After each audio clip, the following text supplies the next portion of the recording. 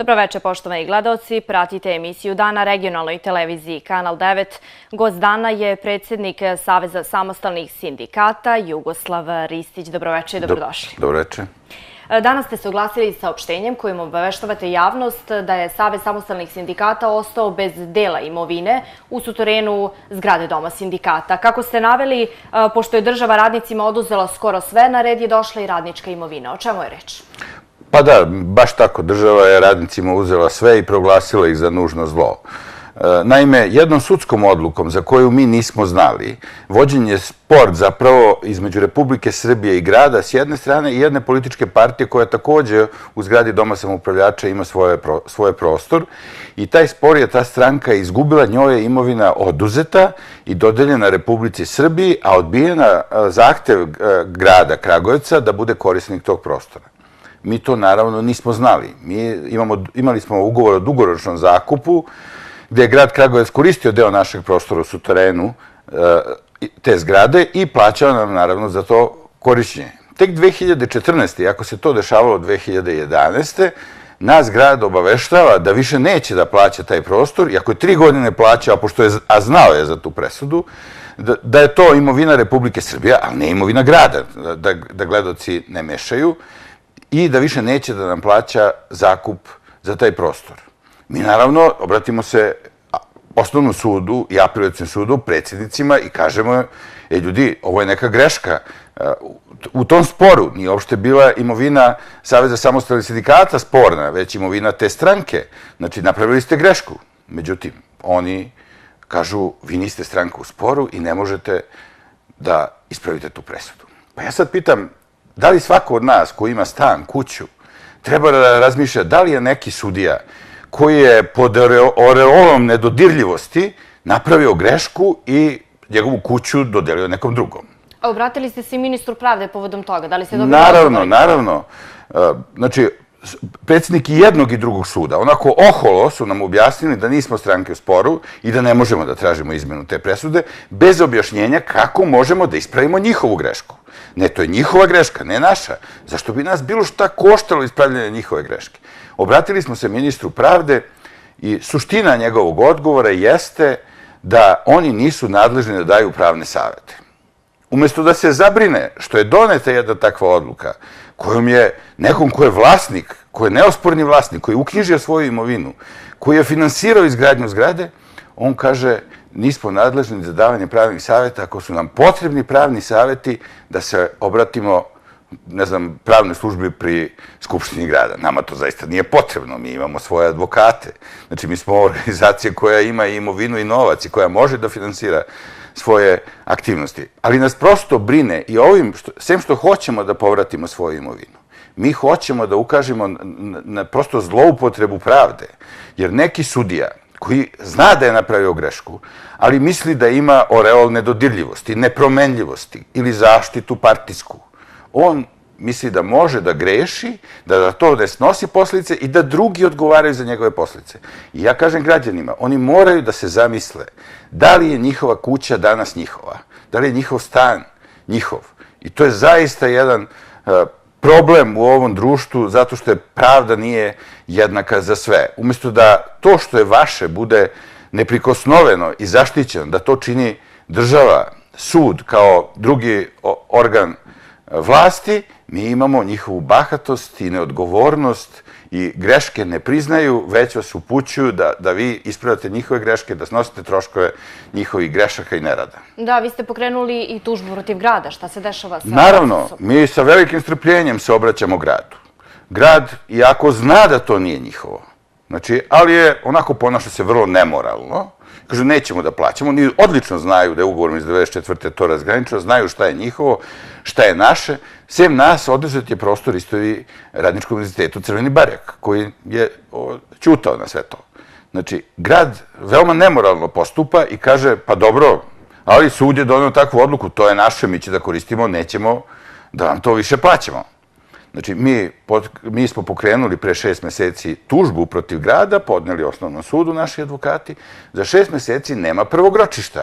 Izvinite, molim vas, ali mi mislimo da je to namera, da je to, pošto, mislim, prosto javna je tajna uticaj politike na sudstvo, a trebali bi da budu jedna nezavisna grana vlasti, mi mislimo da je to potpuno namerno, zlonamerno i da kad mi kao organizacija koja ima i resurse i 15.000 članova koji svaki mesec odvoje svoj novac za našu organizaciju, izvinite, to ni jedna organizacija u ovom gradu nema, sem nas. Jedna politička, nijedna društvena organizacija, kako god hoćete, da neko otplate svaki mesec. Znači, ako takvu jednu organizaciju sud i država ne uvažava, kako će da uvažava jednog nemoćnog građanina? A kada očekujete to prvo ročište i da konačno otpočne proces? Pa znate da je to normalna država, da je normalno sudstvo, to bi se već dogodilo. Ja zaista ne mogu da pretpostavim kakve su njihove namere. Očigledno su im namere da to odlažu u beskonačnost. Znate, jer tu postoji i neka solidarnost među njima, pa pobogu, pa pogrešio je samo na sindikatu. Nije to baš mnogo ni bitno. A to opet u kontekstu onom kako se danas doživljavaju radnici u Srbiji. Kao jedno nužno zlo koje, eto, mora da postoji, pa da mu damo nešto najminimalnije, da mu damo da preživi, a država je posvećena onim bogatima, oni koji investitorima, kako ih oni nazivaju, a koji su u najvećoj meri se pokazali u ovom društvu kao štetočine. I kao neko ko je opljačkao i ovaj narod i ljude koji žive u ovoj zemlji i koji u stvari doneo toliko loše ovom društvu. Poslanici Narodne skupštine danas raspravljaju o zakonu o preduzećima. Vlada u senci Demokratske stranke kritikovala je taj stav. Kakav je stav sindikata? Pa mi mislimo da čak i zakoni koji tako budu donešeni, s kojima se svi ne slažu, treba da budu neprikosnoveno primenjeni. Znači, mi mislimo da je veći problem u neprimenjivanju tih zakona. Inače, i za nas ima mnogo spornih stvari u zakonu o preduzećima, prek svega zato što vi, na primjer, ako imate od DOO, znači sem kao preduzetnik odgovarate ličnom imovinom. A kao vlasnik deoničarskog društva ili akcionarskog društva vi odgovarate samo imovinom preduzeća. To su mnogi iskoristili, da ostanu lično vrlo bogati, a da praktično iznesu imovinu iz preduzeća i da ostave opljačkano preduzeće sa radnicima bez plata. Mislim da tu nešto treba menjati. Ne nešto, zna se vrlo precizno šta treba menjati, ali nema političke volje, nema države koja je posvećena običnom čoveku, ljudima koji rade. Ona je posvećena tajkunima, bogatima i sve će nam biti lošije u tom smislu. Ja očekujem da se ukidaju još prava. Evo, kažem građanima, računajte kao što ste navikli da kod zubara idete da platite, da ćete uskoro imati, da ćete morati sve više da platite i zdravstvo. I to su trendovi koji su ovde u regionu pod pritiskom iz inostranstva koji se sprovode. Ko ne bude imao novca, neće moći da se leši i to su sve one vrednosti dobre koje smo imali u prethodnom društvu, a nešto što danas većina stranaka teži jeste potpuno različito i potpuno loše po običnog čoveka. Da se vratimo na vašu sindikalnu borbu. Koliko je... I ovo je sindikalna borba. Da. Koliko je moguće u vremenima kada ljudi svakodnevno dobijaju otkaze voditi bilo kakvu sindikalnu borbu? Pa znate, mi to radimo svakodnevno. I opet vam kažem, mi smo organizacija koja u gradu, koja ima 40.000 zaposlenih, ima više od 15.000 članova, koji svakog meseca odvoje svoj novac za tu organizaciju. Mi osjećamo ogromnu obavezu da se borimo za njihova prava. Ne mi, nego i oni su mi, zapravo. Oni su deo te organizacije koja se bori za ta prava. I bilo bi mnogo lošije da sindikata nema. Znači, ovde u Kragujevcu u ovih 15, recimo, tranzicijskih godina i pre, postavljeni su najviši standardi tih radničkih prava. Ja priznajem da su oni jako loši. Znači, ali ipak ovde su bile najveće otpremnine u Srbiji i samo privilegije Kragujevca. Ovde su bili socijalni programi koji su omogućili starijim ljudima do 5 godina koji imaju do penzije da odu u prevremenu praktično penziju.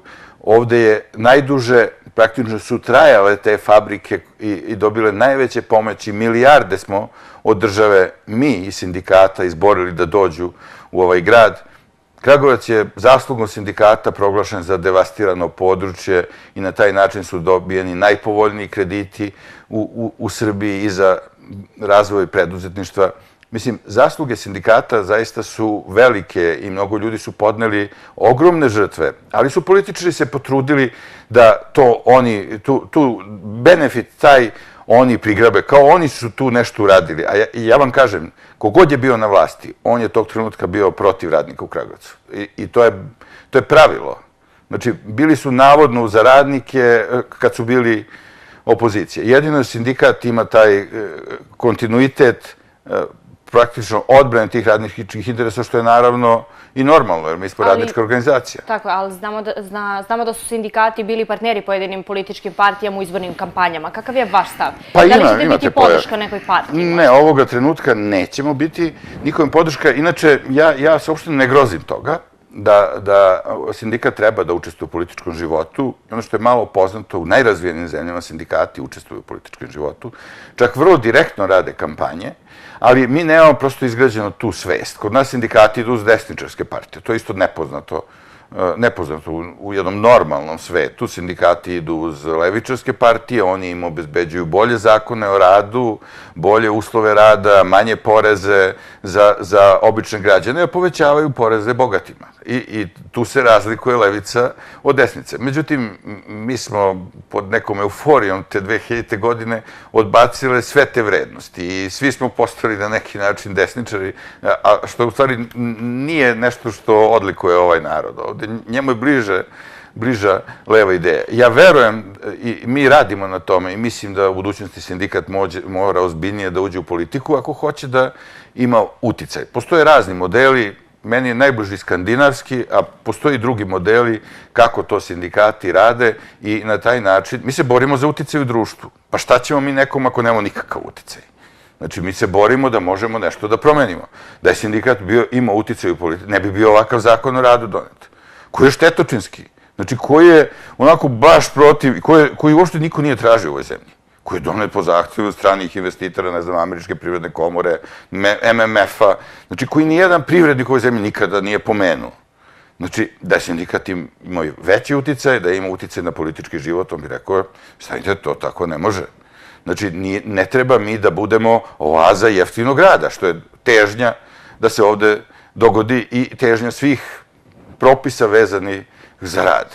Znači, tako da prosto ne treba se groziti toga. Sindikati prosto imaju tu jednu odbojnost, zato što je sindikat u komunizmu na neki način bio produžena ruka partije. Ali to ne treba da bude tako, ali treba da ima uticaj na partiju i da na taj način ostvaruje svoje ciljeve i ono šta njegov program nalaže. Eto da ste možda podrška nekoj partiji, možda bi prvoročište. Već se desilo? Pa nama je poznato da stranke itekako utiču na sudske odluke, na postavljanje sudija, na predsjednike sudija. Pa misli, to se menja kako se menja vlast. Znači, predsjednici sudija, predsjednici sudova.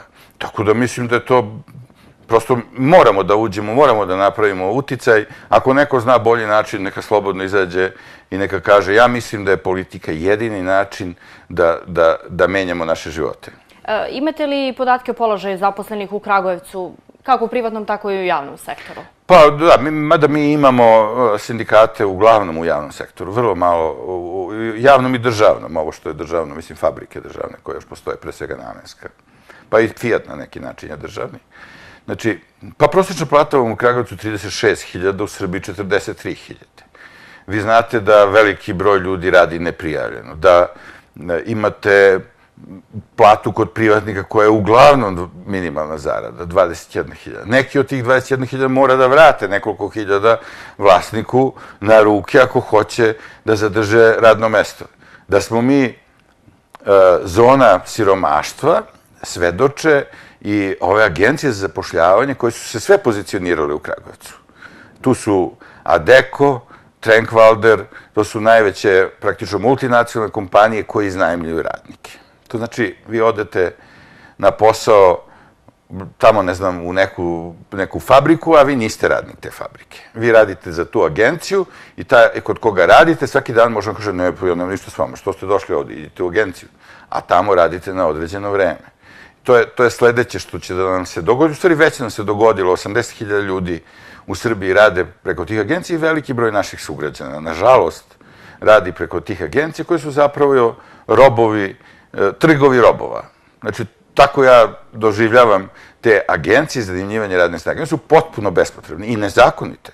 Znači, ali u Kragujevcu su pozicionirane, možete da ih vidite, piše na njihovim izlozima, bolji život, bolji rad, bolji život. Stvarno je bolji život sa platom od 21.000. To je stvarno divan život, a to je ono što oni nama projektuju i što nam donose. Hvala vam na gostovanju večeras. Poštovani gledalci, pratili